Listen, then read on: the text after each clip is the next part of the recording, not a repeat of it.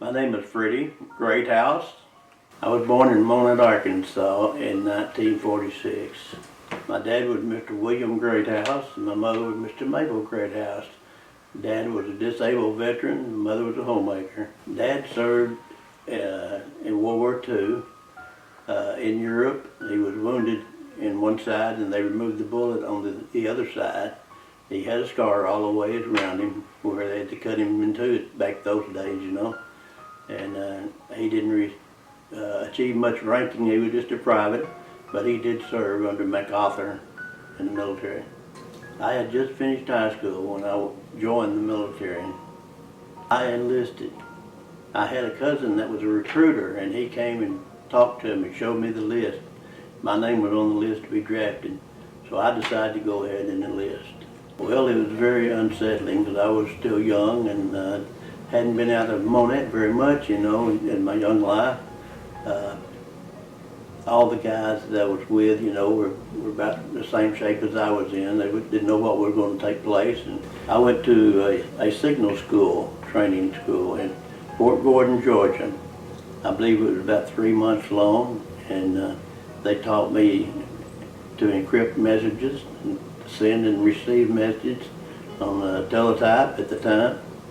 And that's what I worked at when I entered Vietnam. We had several hundreds of those, you know, and they had ticker tapes and they wound up on reels, you know, and we had to log in every message that we received that came into those. There was thousands and thousands of them a day, and we had to take those messages and store them on a communication machine and keep them in safe security, you know, so that no one could get a hold of them, because without just communications, the war can't run. We were the largest communications center in the world, I mean in Vietnam at that time. And the Viet Cong, they didn't like us very much because we were communications, you know. Without communications, you can't do very much.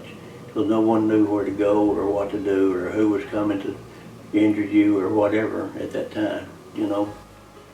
I wasn't in a battle zone exactly, you know. I was in the communications center doing my job, but there were times when we were mortared.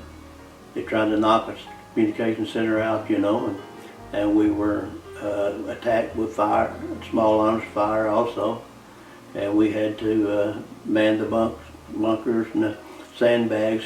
I remember one incident when I was in the shower. The sergeant came through and said, "Grab your weapons and hit the sandbags," you know. So I grabbed a towel and wrapped it around me. That's the only thing I had on out there, firing my weapon, you know.